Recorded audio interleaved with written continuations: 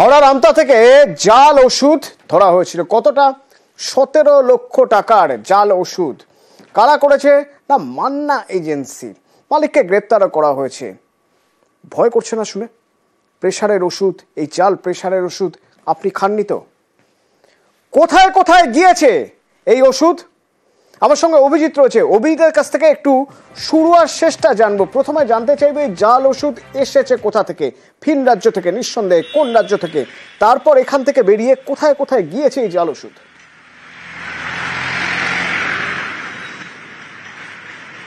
অতনু, সাধারণত এই জাল ওষুধ, বিভিন্ন যে জাল বা ভুয়ো ওষুধ, সেটা সম্পূর্ণ ভিন রাজ্যের। সৌভাগ্যক্রমে আমাদের রাজ্যে এখনো পর্যন্ত কোনোদিন এই জাল ওষুধের কোনো কারখানা নেই। সব থেকে বড় জায়গা কোথায়? দিল্লি, উত্তরপ্রদেশের কানপুর, মিরাট, আগ্রা এবং বিহারের পাটনা, সাসারাম থেকে আরম্ভ করে সিওয়ান জেলা, এগুলো হচ্ছে এই জাল ওষুধ কারখানার মূল ঘাঁটি। আর এই যে হাওড়া আমতার যে মান্না এজেন্সি, তারা এই ওষুধ কিনেছিল বিহারের পাটনার একটি কারখানা থেকে। এবং এই ওষুধ কোথায় কোথায় গিয়েছিল? গত অক্টোবর মাস থেকে তারা এই ওষুধ বিভিন্ন জায়গাতে সাপ্লাই করেছে। কোথায় গেছে? উত্তর 24 পরগনা, দক্ষিণ 24 পরগনা, হাওড়া এবং হুগলির বিভিন্ন ওষুধের দোকানে। 1,86,00,000 টাকার ওষুধ। গতকাল 17 লক্ষ টাকার ওষুধ বাজেয়াপ্ত করা হয়েছে। এখনো বাজারে সেই জাল ওষুধ রয়ে গেছে। আর উচ্চ রক্তচাপের সমস্যা তো এখন ঘরে ঘরে। তাহলে সব ঘরেই হয়তো ঢুকে পড়েছে এই জাল ওষুধ।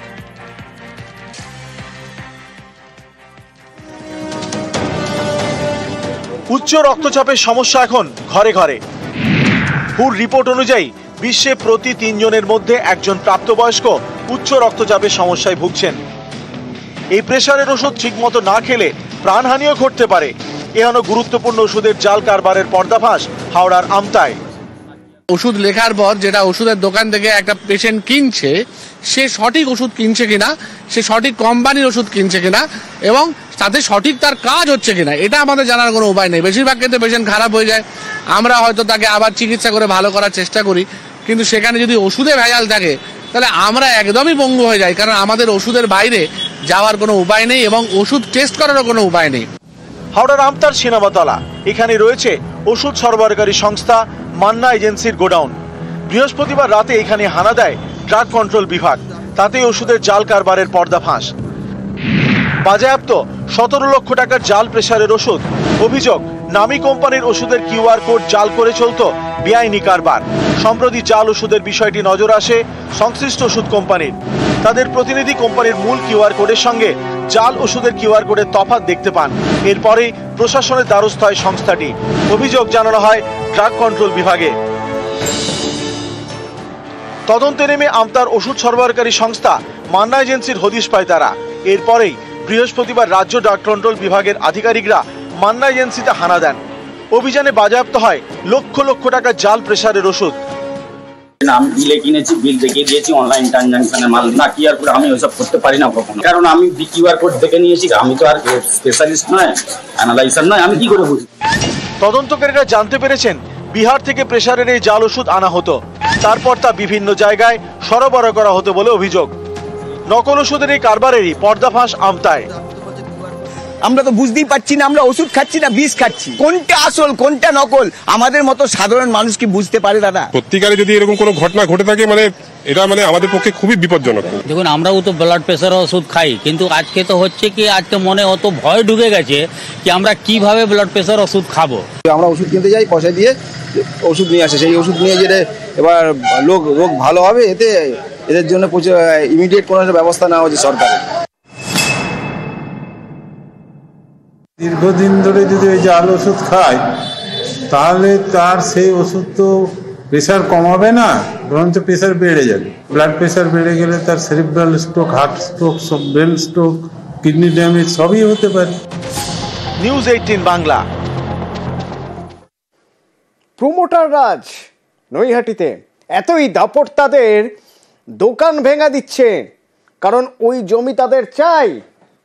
জমি জবরদখল করতে হামলা, দোকান মালিক তো সেই দাবি করছেন।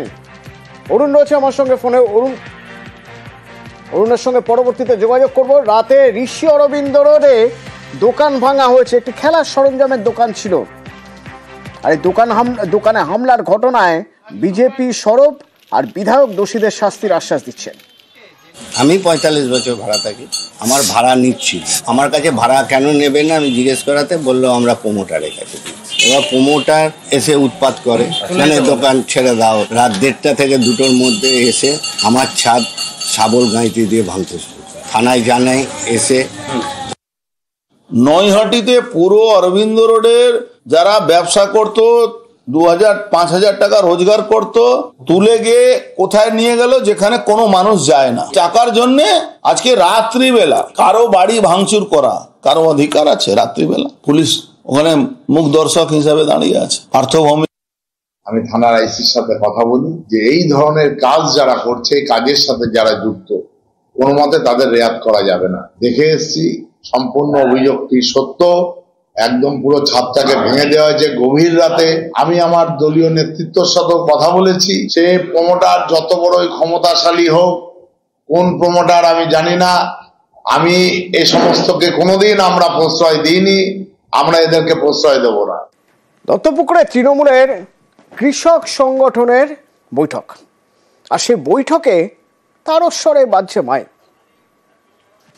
আরো একটা কথা আপনাদের বলতে চাই, উৎপাদন বৃদ্ধি করার প্রতিটি পর্যায়ে মমতা বন্দ্যোপাধ্যায়, সেটাই আমাদের প্রথম প্রতিজ্ঞা, সাম্প্রদায়িক পরিচয়টা আমাদের প্রথম। বাবুর মাদ্রাসা পরীক্ষা চলছে, তার মধ্যে এভাবে মাইক চালিয়ে কৃষক ক্ষেত মজুর বৈঠক, তা আবার রাজ্যের শাসক দলের তরফ থেকে।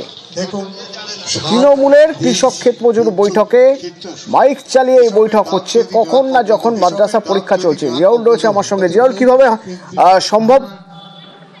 দেখো, সম্ভব জেনে হয়তো শাসক দলের এই সভা বলেই সম্ভব, তার কারণ একেবারে দপ্তর থেকে, শিক্ষা দপ্তর থেকে স্পষ্ট এবং মুখ্যমন্ত্রী বারংবার বলছেন পরীক্ষার সময় কোন রকম ভাবে মাইক বা সাউন্ড সিস্টেম চালানো যাবে না উচ্চ স্বরে। কিন্তু দেখা যাচ্ছে দত্তপুকুরের কৃষাণ ক্ষেতমজুর সংগঠনের যে সভা, একদম প্রকাশ্যে একটি মাদ্রাসার সামনে, অর্থাৎ তুলা কালসারা কাদারিয়া যে হাই মাদ্রাসা রয়েছে সেখানে আমিল পরীক্ষা, অর্থাৎ মাধ্যমিকের সমতুল্য আমিল পরীক্ষা, একই সঙ্গে মাধ্যমিক পরীক্ষাও শুরু হয়েছিল।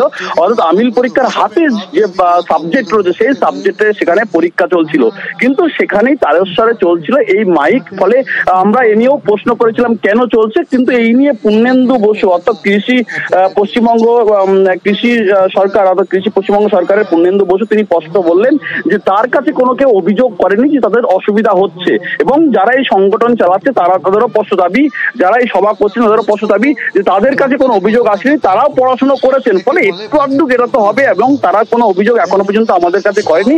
ফলে সভা তারা তাদের মতন চালিয়ে গেছেন। কিন্তু যারা এই পরীক্ষা কেন্দ্রে ছিলেন তাদের তো অবশ্যই অসুবিধা হচ্ছে, কারণ তাদের সাথে সেখানে মাইক বাজছে, সকাল থেকে মাইক বাজছে, পরীক্ষা চলছে, কিন্তু কোনো হেলদোল নেই। সবটাই বলছেন যে তারা সরকারের রয়েছে, অবশ্যই দায়িত্ব রয়েছে, কিন্তু দায়িত্ব থাকার পরেও কেন এই ধরনের একটা কাজ করলেন তা নিয়ে কিন্তু তারা সদুত্তর দেননি। কিন্তু তারা বললেন যে কেউ তাদের কাছে অভিযোগ করেনি, ফলে তারা এই সভা চালাবেন বা চালিয়েছেন, এমনটাও কিন্তু অভিযোগ। ধন্যবাদ। খরচ করব যা নিয়মকানুনের মধ্যে আমরা আছি, বাইরের চোখগুলো বন্ধ। আর আমরাও নিজেরাও পড়াশোনা করেছি, আমরা কলেজে গেছি, আমরা বিশ্ববিদ্যালয়ে গেছি, শিক্ষা সম্বন্ধে যথেষ্ট আমরা সচেতন, অ্যালার্ট। বিশেষ করে আমরা তৃণমূল কংগ্রেস আজকের যে জায়গাটায় আপনারা লক্ষ্য করে দেখবেন আমরা সম্মেলনটা করছি, জনমানব শূন্য এলাকায় শান্ত পরিবেশের মধ্যে আমরা সামান্য বক্স দিই এই এলাকার মধ্যে সেবা হবে। অর্থাৎ এইটাকে নিয়ে যারা মনে করবে যে আমরা একটা ইস্যু তৈরি করব, আমরা সেটা মানি না। তিনছড়া দূরত্বে স্কুল, সেইখানে মাধ্যমিক পরীক্ষা চলছে মাদ্রাসা বোর্ডে, সেই জায়গা থেকে দাঁড়িয়ে একদম মাইক বাজিয়ে সভা চলছে। আপনি স্কুলে গিয়ে জিজ্ঞেস করুন তারা কোনো আপত্তি করছে কিনা। পরীক্ষার্থীদের তো সমস্যা, আপনি গিয়ে আর তাদের সাথে আলোচনা করুন। কোনো পরীক্ষার্থী আমাকে বলেনি এটা যে এখানে বেটি করবে। আপনি তো পরীক্ষার্থী নন। না, আমি পরীক্ষার্থী নই। তাহলে কি নিয়মটা যে সরকার যে নিয়ম করছে যে পরীক্ষার্থী, যে আমরা সেই নিয়ম মেনেই করছি। গতকালের পর আজ ফের কৃষ্ণনগর পুরসভা হইচই উত্তাল হয়ে উঠল, কারণ গতকাল যে ঘটনা ঘটেছিল আজও সেই ঘটনার রেশ রয়ে গিয়েছে। এবং কৃষ্ণনগর পুরসভায় বকেয়ার দাবিতে চেয়ারম্যানের ঘরের সামনে বিক্ষোভ চলছেই। গতকালই হাতাহাতি হয়, সংঘর্ষ হয়, তারপর আজ মিছিল অবস্থান, বাড়তি পুলিশও রয়েছে। অবসরপ্রাপ্ত কর্মীদের সংগঠন দুর্নীতির অভিযোগ করছেন। সমীর রয়েছে আমার সঙ্গে ফোনে। সমীর, সেক্ষেত্রে এই যে গতকালের পর এখনো পর্যন্ত এই একই দাবিতে অবস্থান চলছে, বিক্ষোভ চলছে, পুরসভা কিছু বলছে? দেখো, আজকে পুরসভার কর্তৃপক্ষ অর্থাৎ চেয়ারম্যান বা অন্যান্য যারা আধিকারিক রয়েছে তারা কিন্তু জাননি। প্রথমত শনিবার এবং আজকে পুরসভার চেয়ারম্যান বা ভাইস চেয়ারম্যান কেউই ছিল না, তাদের অফিসে কিন্তু তালা দেওয়া ছিল। এবং ঠিক সেই কারণে যখন অবসরপ্রাপ্ত কর্মীরা তাদের বিক্ষোভ বা দাবি তাদের যান, তাদেরকে না পেয়ে কিন্তু তারা পুরসভার চেয়ারম্যানের ঘরের সামনে অবস্থান বিক্ষোভে সামিল হন এবং তারা স্লোগান দেন দলীয় পতাকা নিয়ে। এবং তারা কিন্তু এই চেয়ারম্যানের বিরুদ্ধে কিন্তু দুর্নীতির অভিযোগ তোলেন এবং তৃণমূলেরই পন্থী যারা কর্মীরা রয়েছে তারা কিন্তু তৃণমূলের চেয়ারম্যানের বিরুদ্ধেই দুর্নীতির অভিযোগ তুলছেন। এতে কিন্তু গোষ্ঠীতন্ত্র একটা বিষয়টি প্রকাশ্যে এসছে। তবে কিন্তু চেয়ারম্যানের দাবি যে তিনি উন্নয়ন করছেন, সেই উন্নয়নে বাধা দিতে কিন্তু কিছু বিক্ষুব্ধ কাউন্সিলর যারা নিজেদের ব্যক্তিগত স্বার্থ সিদ্ধির জন্য তার উন্নয়নকে বাধা দেওয়ার চেষ্টা করছে এবং তাকে নিষ্পন্ন করার চেষ্টা করছে। অতনু, ধন্যবাদ। গতকাল আমাদের দাবি দাওয়াকে কেন্দ্র করে যে এখানে বিক্ষোভ অ্যাজিটেশন দেখাচ্ছিলাম, চেয়ারম্যান পোষা গুন্ডা দিয়ে আমাদেরকে আক্রমণ করে। তার পরিপ্রেক্ষিতে আমাদের কর্মচারীরা আহত হয়, একজন চোখ প্রায় নষ্ট হবার উপায়। গতকাল রাতে চেয়ারম্যানের বিরুদ্ধে এফআইআর করেছি। পৌরসভাতে সিসিটিভি আছে, তার ফুটেজ খুলে যে সমস্ত দোষী ব্যক্তি তাদেরকে অবিলম্বে গ্রেপ্তার করতে হবে। আমাদের আন্দোলন আরো বৃহত্তর দিকে যাবে। আমরা প্রয়োজনে চেয়ারম্যানের ঘরও দখল করে নিতে পারি।